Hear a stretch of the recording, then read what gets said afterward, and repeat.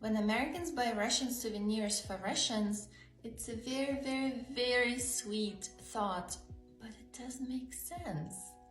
Most Russians abroad still go back to Russia and they can buy anything they want there. And even when and if they don't go, these days you can buy anything online, and a lot of American cities do have Russian stores. There are more than 4 in Las Vegas.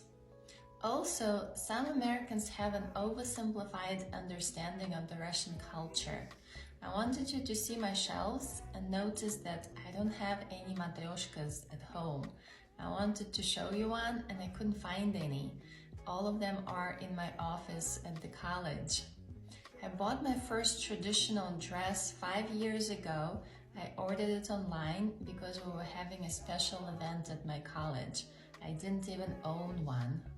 And when it comes to food, you can try to guess what they like, but you might be wrong. For example, I don't like any cookies and I'm very picky about candy that I eat.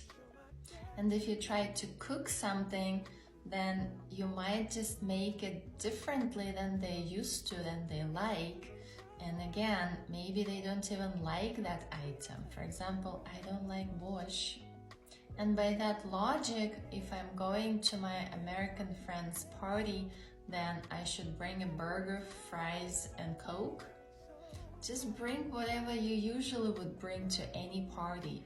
So Eastern European women love flowers, but other than that, it's very similar. So you can bring a pizza and a fruit bowl, a vegetable platter, ice cream.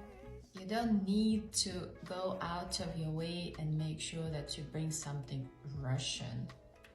We actually appreciate it when you share what you love about your culture and your cuisine and your country.